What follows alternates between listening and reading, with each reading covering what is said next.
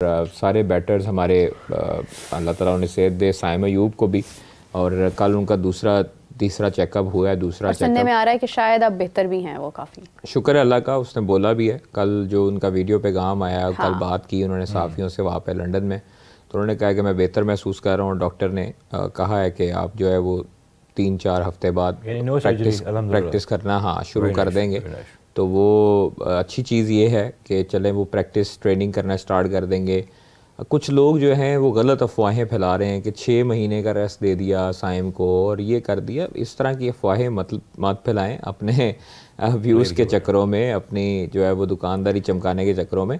कम से कम उनको ये ख्याल करना चाहिए कि आपका सितारा है, आपका पाकिस्तान का असासा है, और जिसने जो बड़े अरसे के बाद हमें जो है वो एक तो 28-29 जो इनिंग्स हैं उसके बाद वो चलना शुरू हुआ ही है, तो लोगों ने इसको नज़र लगा दी, नज़र लग गई है। अब जो है वो देखें कि अल्लाह ताला उन्हें सेहतयाबी करे और जल्दी से जल्दी वो वापस आएँ चैम्पियंस ट्रॉफ़ी के लिए और पाकिस्तान को वैसे ही रिप्रेजेंट करें जैसे वो पहले करते हैं। लेकिन अभी जो ताज़ा तरीन हमें इतलात मौसूल हुई है कि इमामुल हक की वापसी हो रही है और स्क्वाड में, टेस्ट स्क्वाड में उनको शामिल किया जा रहा है।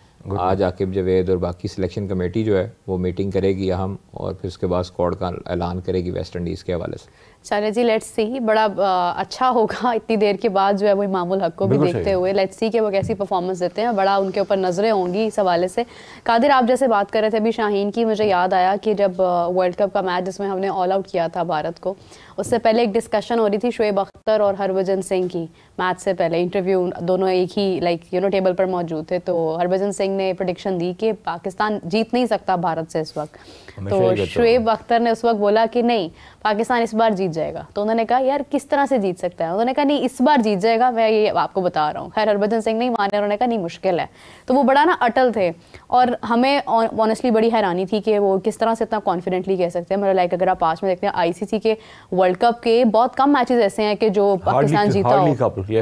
आईसीसी मैचेस की आईसीसी के इवेंट में हमने कोई मैच नहीं जीता एक्सेप्ट द चैंपियंस ट्रॉफी। तो ये जो है ना, उस वक्त में जो ऐसा सेटबैक हुआ सडनली कि जिस तरह से शाहीन ने अचानक से 3 विकेट्स हासिल की और दुनिया भर में नाम बन गया।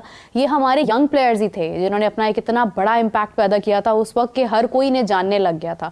तो बात ये है कि it's never too early and it's never too late कि अगर आज हमारा जिस तरह से अब हम जा रहे हैं, हमारे पास हमारी टॉप टीम उस तरह से शायद फिट नहीं है, या अगर हम बात करें शाहीन की या साइम अयूब की या नसीम शाह की कि वो नहीं है जो पहले थे, या शादाब की हम बात करें, तो कोई इस बात की खबर नहीं है कि कभी भी कुछ भी हो सकता है। Like there can be any change about that. Naseem के साथ मसला देखें, नसीम के साथ मसला मेरे ख्याल में उन्होंने खुद अपने ऊपर मसला पाला है। उसको जो बॉलिंग स्पीड, उसकी परफॉर्मेंस जो नहीं आ रही सही, वो उसकी बॉडी शेप की वजह से है। आप उसकी बॉडी देखें तो वो बहुत उसने वजन बढ़ाया है और बल्कि वेट हुआ है। आप उसको जब शुरू में देखें, जब उसके पास स्पीड थी, जब उसके पास स्विंग था, वो क्यों होता था? उसकी बॉडी जो है वो एक शेप में थी।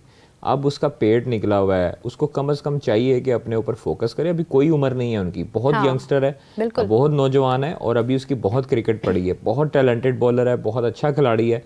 अपने साथ जो है वो नाइंसाफ़ी हो रही है कि अगर आप अपना वज़न जो है वो बढ़ाएंगे और फिर आप जो है वो परफॉर्मेंस आपकी ऑटोमेटिकली डाउन हो जाएगी। आपकी परफॉर्मेंस, आपकी उसके बाद फील्डिंग में असरअंदाज होगी ये चीज़ें। आप मुतअद्दिद जो ड्रिल्स कर रहे होंगे ट्रेनिंग के दौरान, उसमें आप थक जाएंगे, नहीं होगा। तो ये चीज़ें आपको देखनी चाहिए, और कम से कम जो फिजिशियन हैं पाकिस्तान क्रिकेट बोर्ड के साथ, जो ट्रेनर्स हैं, कम से कम उनको भी ध्यान देना चाहिए कि इसको एक बाकायदा तौर पर चार्ट दें कि जी ये आपने करना है, ये सारी सिचुएशन है, आपने ये अपनी ट्रेनिंग करनी है, ये शेड्यूल है। तो आई एम श्योर कि नसीम शाह उसी तरह पुराने दौर में वापस आएंगे जिस तरह वो अपने आगाज़ में जब वकार यूनुस ने उनको संभाला था और उनको सिखाया था। पहले जब उनका टेस्ट डेब्यू हुआ ऑस्ट्रेलिया में और हेडलाइंस लगी कि जी यंगस्टर लड़का आ गया नसीम, ये उर्वशी आ गई, तो वो उसके बाद से आप देखें कि नसीम ने बहुत काम किया। उसके बाद से जब वो तैयार हुए, उसके बाद जब टीम में आए, तो फिर उन्होंने टिकने नहीं दिया किसी को। क्यों?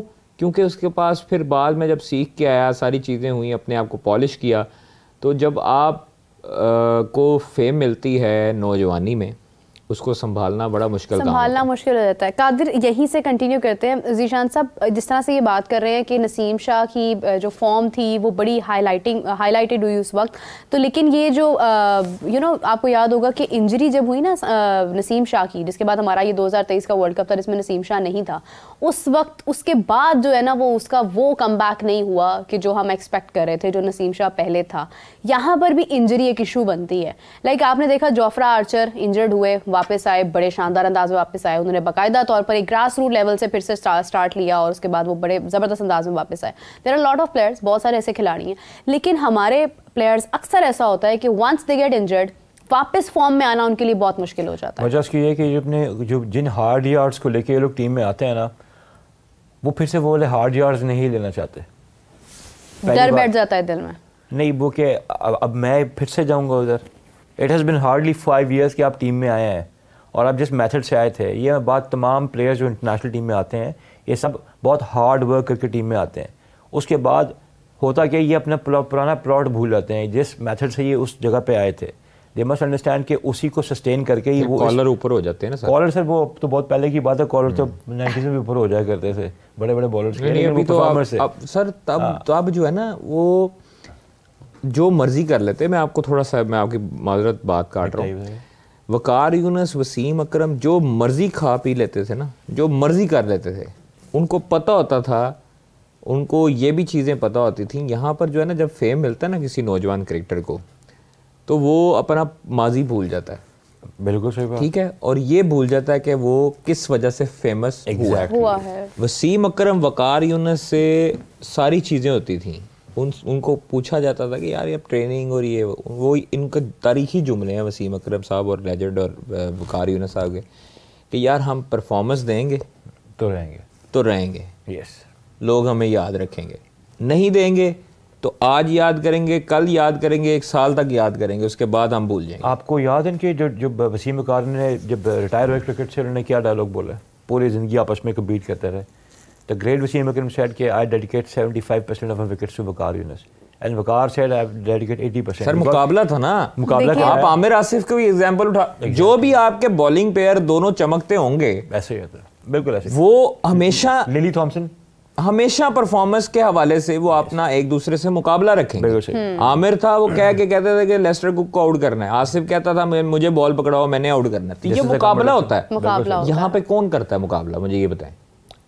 नसीम शाह ने कभी सोचा होगा कि शाहीन से मुकाबला करना है मैंने? फिर एक और बहुत बड़ा इशू ये भी है कि हमें लगता है कि हमने सीख लिया है, हमें किसी की जरूरत भी नहीं है अब। आई गेस कि सर डॉन ब्रैडमैन ने शायद कहा था कि जब खेलने की समझ आई तो खेलने की उम्र जो है वो जा चुकी थी। I guess it was sir Don Bradman, लेकिन शायद द ग्रेट डॉन ब्रैडमैन ने कहा। देखिए जो हंगर टू विन होती है ना, ये बड़ी इंपॉर्टेंट होती है, और उस हंगर की बेस पे आप, मैं कह रहा हूँ, हार्ड यार्ड्स लेके आते हैं। नसीम शाह के बारे में उन्होंने बताया कि उसने वर्ल्ड कप कर लिया, उसको पता लगा जब वो वर्ल्ड कप मिस किया ना, तो he missed out on a big opportunity to represent Pakistan. Obviously इसमें डॉलर वैल्यू सब चीज़ें आती हैं, he was out of the stage. अब वो कहता है अगर वो अपने को एफर्ट ज़्यादा लगाता है, if he tears back into the same pace regime और ऑल, तो वो फिर से अनफिट हो जाएगा। मैंने आपको बुमराह और पैट कमिंस की क्या बात बताई थी, मैं उनको बार बार रेफरेंस के तौर पर नहीं ले रहा। हाँ। जो हाथ खड़ा करता है, जो हार्ड यार्ड्स लेता है, वो टीम के लिए अपने आप को इंजरी भी सस्टेन करता है। जब मैंने आपसे काउंटी क्रिकेट की बात की स्टार्ट में, अपने स्टार्टिंग इंट्रोडे मैंने दिया, मैंने कहा था कि 90s के बॉलर्स क्यों इंजर नहीं हुआ करते थे, क्योंकि वो तब भी वर्कलोड बहुत होता था। वो 4 महीने लंदन में, इंग्लैंड में कोई पार्टी नहीं कर रहे होते, they used to play cricket. Cricket तो उनका काम था, ब्रेड एंड बटर था। परफॉर्म नहीं करेंगे कैसे रहेंगे, 6-6 दिन काम करते थे। इन बॉलर्स को अपनी फिटनेस पे खास ध्यान देना चाहिए। मोहम्मद आमिर ने क्या किया, अपने पर्सनल ट्रेनर रखा, उसने कहा यार this is my investment on my self so that I can sustain my career. अभी तक है, लॉजिकल अभी तक है। मोहम्मद आमिर आप देख लें कि ऐसे ही लीन है। हाँ, उसका बॉडी बिल्कुल, आप उसकी बॉडी पे 1% भी फैट नहीं देखेंगे। आप वो रात वो डेली ट्रेनिंग शायद उसके साथ सर होना भी चाहिए ना। आप देखें अगर आपने माशाल्लाह अरबों रुपया, करोड़ों, अरबों छोड़ें, करोड़ों रुपया कमा लिया है माशाल्लाह, तो भाई आपको पर्सनल ट्रेनर 1-1.5 लाख रुपए पे रखते, क्या मसला है? जो आपके जो नहीं, मुझे बताएं कि वो क्या मसला करेगा? जो आपको ट्रेनिंग करा रहा है, जो आपको एक जिम में, आपको जिम की सहूलियात भी मुयस्सर है, आपके पास गाड़ी भी है, आपके पास घर में भी मशीनें हैं जिम की, आपके पास हर चीज़ है अल्लाह ताला की दी। देखिए हसन अली की मैं बात यहाँ पे करूंगी कादिर के, Hasan Ali is the one जो कि इंजरी के बाद अभी तक लड़ रहा है उस चीज़ से, वो ग्रासरूट लेवल पे जाके खेल रहा है हमेशा। अल्लाह ताला फिर सिला और अल्लाह ताला मौका दोबारा उन्हीं को देता है जो अपने जुस्तजू कायम रखते हैं और हार नहीं मानते और मेहनत करते रहते हैं।